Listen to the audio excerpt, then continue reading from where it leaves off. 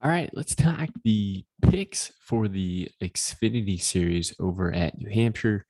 Practice and qualifying are complete. So now we have roughly a pretty good idea of where we want to go.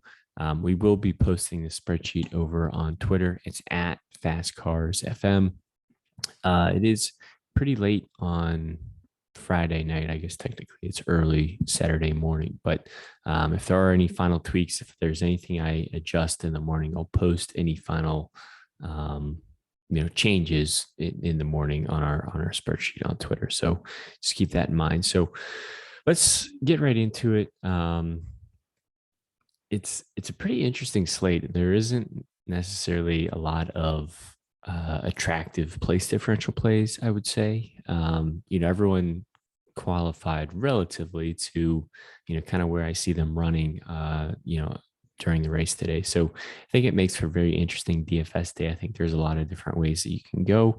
Um, Drivers that are in higher kind of where I will be going for the most part.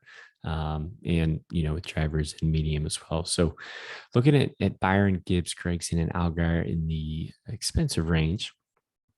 Byron's interesting. He's the most expensive. He does offer you some place differential upsides. If you are playing William Byron, I think it is smart to pair him with potentially a driver who could lead early before potentially he might take over. I don't necessarily see Byron leading in stage one. I think he might be more of a stage two, stage three potential lap leader. So if you are playing Byron, I like pairing him with maybe a Gibbs, or an Allgaier or a Barry as someone who can lead early in the race, and then Byron would take over later. Um, we know how talented William Byron is. He's in a JRM car. The JRM cars have been extremely fast. He had top three, times in practice. He's the favorite, tied with Gibbs on DraftKings Sportsbook. There's not a lot to go against William Byron. The only thing they go against him is maybe his price tag. Gibbs is probably option, 1B, right behind Byron, but Gibbs is going to be a little bit more of a GPP option, I would say. He starts a little bit closer to the front of the field. He doesn't necessarily give you those place differential points that Byron does, but he does give you a little bit of a price discount. He was extremely fast in practice. Looks to have a very good short run car, but maybe tails off a little bit on the longer run. So that might be a potential concern. But he won at Richmond, which is a similar track type. And we know how fast this 54 car is. So Byron and Gibbs would be my favorite plays of the expensive range.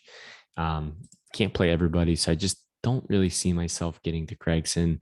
Um, I think I'll probably be under the field on him. He just his practice times were just a little concerning. Looks like he turned it around a little bit in qualifying. I if you're going to pay all the way up for that much, I'd rather get Gibbs or Byron in my line, or even Algar.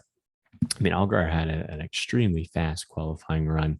Can never count him out. You know how he runs on these short flat tracks. The only concern with Algar is if you are looking at other data points besides just where they start, or how they've run in the past, you have to kind of look at those practice speeds, and his practice times are a concern. They weren't as fast as some of his teammates, or even some of the Toyotas, and how he ran it at Richmond and Phoenix this year. I think he finished outside of the top 10 in both of those races as well. So you can never count him out. He's just going to be more of a GPP option. I'm not going to have as much Algar as I thought I was going to coming into the weekend. Again, if I have to pick in this top range, I'm going to try to get some combination of Byron and Gibbs in there. And then I like Josh Berry a lot. I mean, how important track position is.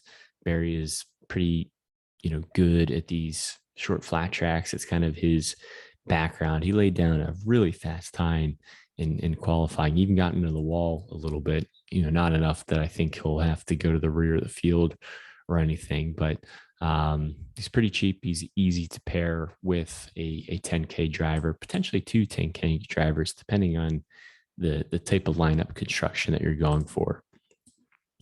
AJ Allmendinger, I think will have a good NASCAR day. I don't know if he'll necessarily have a good DraftKings day. I think he will score okay, but I'd much rather go to Trevor Bayne and Sam Mayer if I can instead. Um, Bayne looks really fast as well. He gives you a nice price discount off of Ty Gibbs. He's relatively a similar play to Ty Gibbs, in my opinion. I think Gibbs has a much, you know, more likelihood, better chance of, probably winning the race or getting out front, earning new dominator points. But I mean, don't count out this 18 car. And Bayne was, I think, second fastest in practice. And he did run Phoenix earlier this year, which is a similar track type, and he finished fourth. So I really like Trevor Bayne as potential third lap leader to try to get in your line. And if you don't like Bayne, maybe, Mayer might be potentially a good option. You want to be careful of how many drivers you're really stacking from the front. Not all of them are going to work out. That's what kind of makes DFS fun. You have to find that right combination. But Sam Mayer gives you some nice place differential. He actually starts the furthest back out of everyone that we've talked about so far. Not extremely far back, but he does give you some place differential upside. The JRM cars have been pretty fast as well. So I like Bayne and Mayer as potentially third dominator options. If you're paying them with potentially a Byron or Gibbs or Allgaier or Barry, I think you need some combination of three of those drivers. Ideally, Byron, Gibbs, Barry, Bayne, and Mayer are going to be my targets. And then maybe Allmendinger and Allgaier would be kind of my pivots in that range. And then it kind of is a big gap. We talked about this a little bit in the preview video, that I don't really see myself getting the Jones, Hemrick, Hill, Castle, Herbst, Creed, Moffitt, even C to an extent.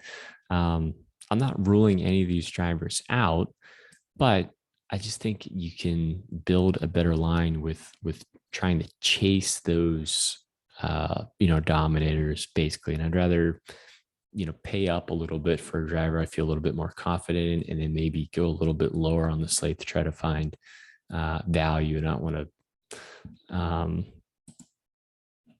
don't want to sacrifice, potentially upside that one of those drivers gives me. So Jones is a pretty, interesting GPP option. He's just hard to trust. Hemrick starts too close to the front.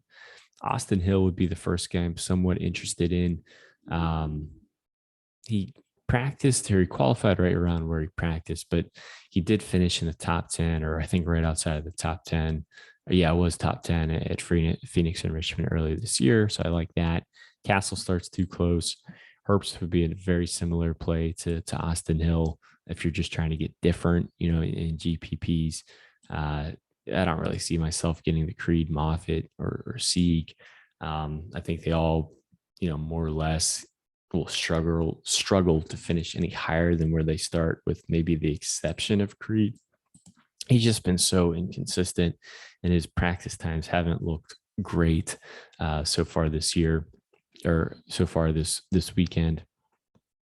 So once we get down to the 7K range, this is kind of the range you're going to start to build around some of the average salary you're going to have left after you are kind of plugging in some of those top plays we're talking about. So I really like Ty Dillon. I really like Brandon Brown, and I really like Jeb Burton.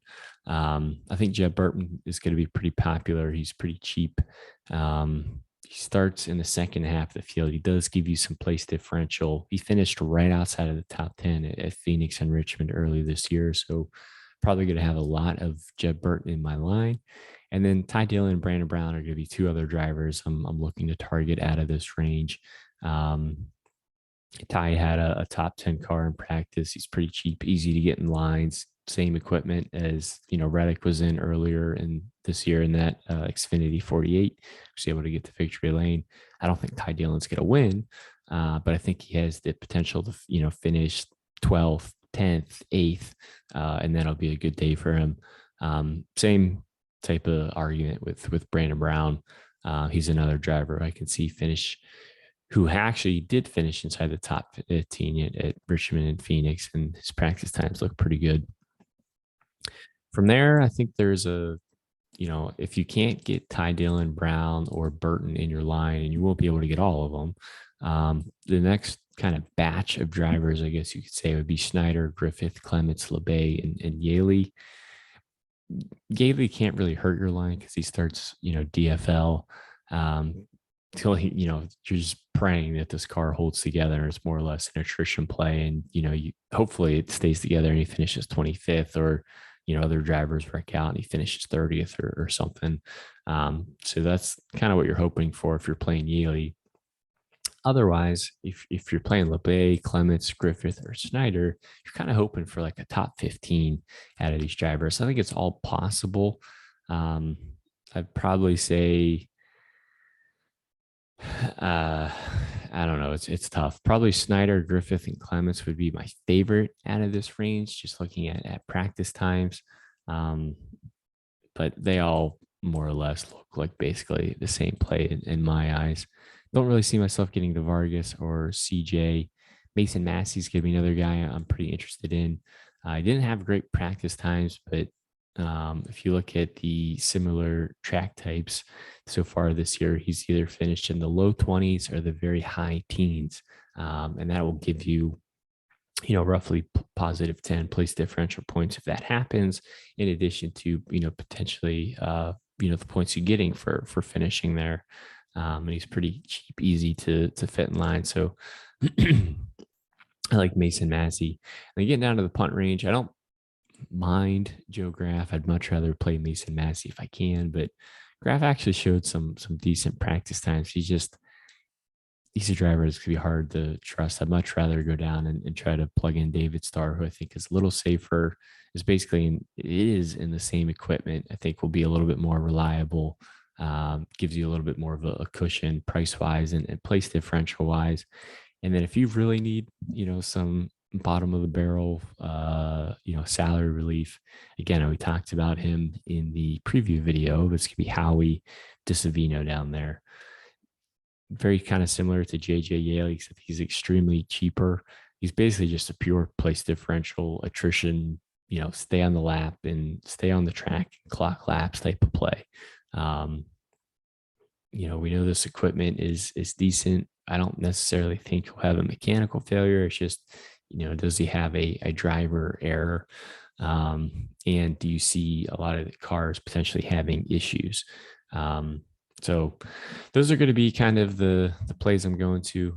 Again, anyone in higher is going to be my main focus. So hopefully that gives you somewhat of an understanding of kind of the lineup construction, the build that I want to go with, kind of where those drivers are highlighted there.